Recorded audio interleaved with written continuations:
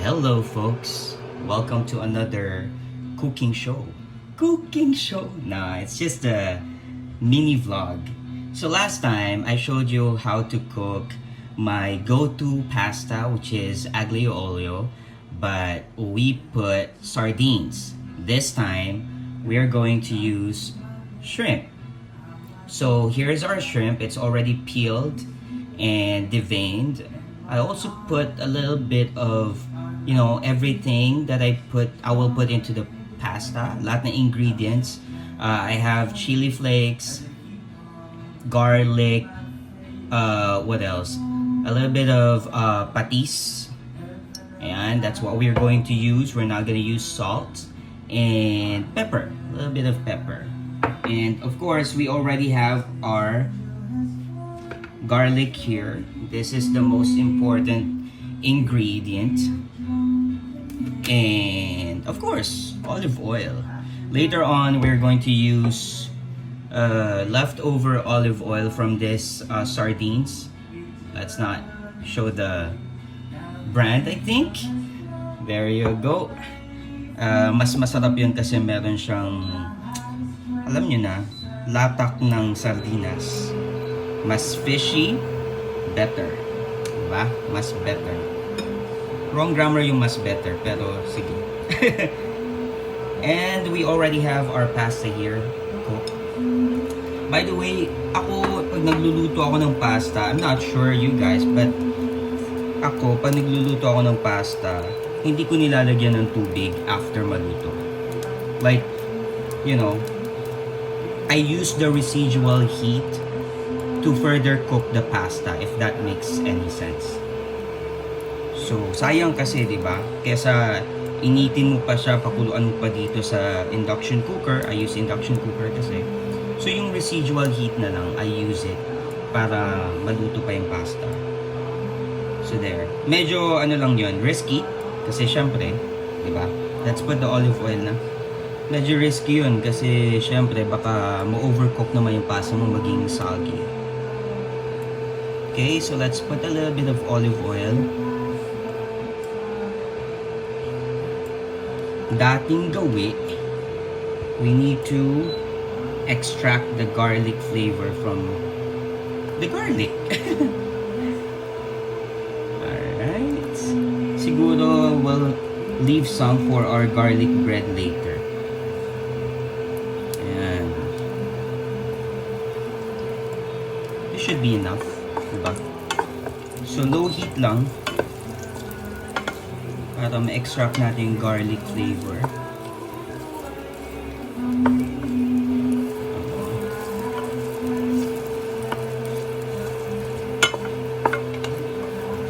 we go.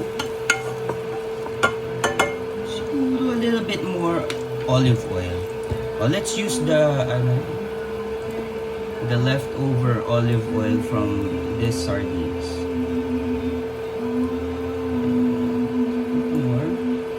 And let's be generous with the olive oil. Mamaya maglalagay pa tayo niyan syempre additional. And pero syempre kung tipid ka, kahit konti lang. Pero wag kayong gagamit ng ibang oil. Okay na yung oil na kung saan galing yung tuna or sardines. Pero kung maglalagay pa kayo ng say ibang oil like palm oil, corn oil, gano'n, naku, wag. Minsan kasi yung mga oil ng sardines, hindi rin naman po siya olive oil, di ba? Lalo yung sa tuna. Yung iba dyan, natural oil or soy yata. Okay lang yun, at least yun may flavor na eh. Pero kung maglalagay ka ng additional na oil tapos hindi siya olive oil, baka hindi masarap yun. Tingin ko lang. There you go. I think good na to. Hindi naman natin ito ginigisa. Diba? Iba yung paggigisa ng garlic sa mga usual Filipino dishes compared to ito yung aglio olio. So, lagay na natin yung shrimps. Ako, pag gumagamit ako ng shrimp, hindi ko tinatanggal yung ulo. Well, syempre, binabalatan ko. Pero, ilalagay mo sa pasta, babalatan mo talaga. Pero ako, kasama yung ulo lagi. Yun ang the best part ng shrimp for me. Okay, mabilis na lang to. So, mabilis na lutuin ng hipon eh. Or any seafood for that matter, di ba?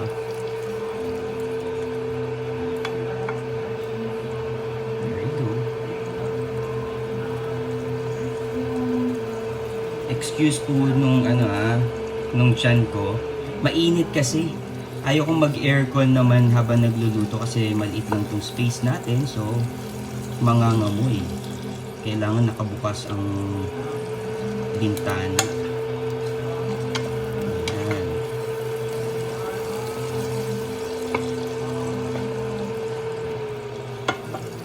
Ano lang to? Si-sear lang natin siya. Sear lang ng very, very light. Tapos, pag hindi nyo tinanggal yung ulo ng shrimp, makikita nyo, mag-iba yung kulay. Magiging orange siya. Pero okay lang kasi yun ang talagang masarap para sa akin, ha. Diba? Ay, naku, next time gawa tayo nung alige pasta naman. Pero galing na ng paste, ha, kasi syempre mahirap yata mag-extract pa ng alige from crab. Ayan, low heat lang yan mga lods, sasabihin ko sana eh, kasi like ko naririnig yung term na yan recently, pero that's not me. So mga kapatid, hindi po tayo nagpo-promote ng TV network dito. Lalagyan na natin yung pasta para ma-incorporate natin yung, ayan, may olive oil ko, para ma-incorporate natin yung yung flavor ng shrimp dito sa pasta natin. So, mag-iiba na tayo ng sandok. Pang-dalawahan yata itong nagawa ko. Pero, mag-isa lang naman ako. Nag-i-imagine na yata ako na meron na akong partner, no? Na pinagluluto. Lande! Malay nyo, di ba? Next na vlog natin, meron ng 4 na kamay na gumagalaw dito. 4 na kamay. Nakakatakot nung 4 na kamay. There you go. So, what else do we need to put? Yun na, yung mga additional ingredients. Itong chili flakes natin. Kung mahilig kayo sa maanghang, sige, lagyan nyo lang. A little bit of pepper. Itong pepper, pwede naman to kasi mamaya. Kaya konti lang kasi baka di natin matansya. Of course, basil. Wala kasi tayong wala tayong fresh basil this time, or siguro kahit sana bumili sana ako ng parsley, pero that's okay. Yan na yan eh. Lagay na natin lahat, ubos na. And patis. Ayan. Oh, by the way, this is real patis, no? Baka hindi nyo alam, mga kapatid, merong mga patis na patis flavor lang. Okay? So, yun po ay extract lang ng anchovies ang nilalagay. Ito yung galing mismo sa bagoong. Tapos, di ba? Pag yung bagoong isda, nag-subside na yung, naghiwala yung bagoong tsaka yung patis. Yan ang tunay na patis. Bakit kaya patis ang nilalagay ko at hindi asin? Last time kasi asin, di ba? Well, kung wala ka kasing patis, okay na yung asin. Ako naman, pag may patis, yan ang ginagamit ko kasi gusto ko yung fishy smell. Tatanggalin na natin sa apoy. I like the fishy smell. Tapos, yung mas flavorful siya for me eh. Minsan naman, ginagamit ko bagoong isda kung wala akong patis. I put yung anchovies, yung isda mismo, yung dilis na nasa bagoong. Ayan. Yun ang lalagay ko. Then, we put more olive oil from the sardines yung leftover. Konti pang chili flakes siguro dito. Really, wala namang right or wrong sa paggawa ng pasta, lalo na't ikaw ang kakain. Diba? Lahat yan, tansyahan lang, lahat yan based sa preference ng kakain. Ayan. Of course, yung pang restaurant, ibang usapan yun kasi it caters to, you know, general public kumbaga, or general taste buds. Ayan. I think this is good. Nice. Now let's try it out. Patay ng tinidor.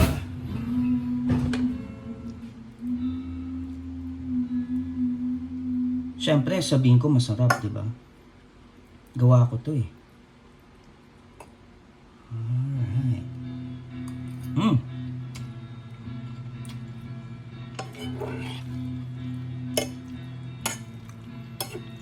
Walang biro.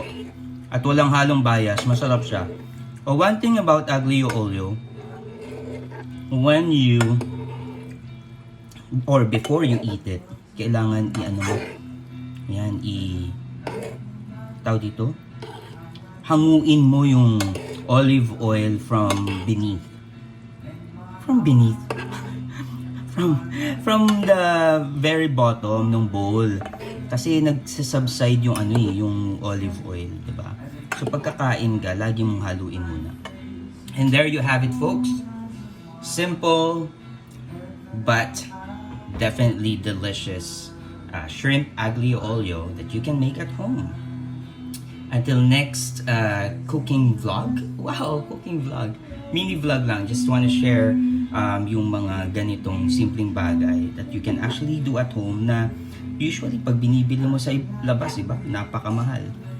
So, there. Bakit ka bibili kung kaya mo naman gawin sa bahay?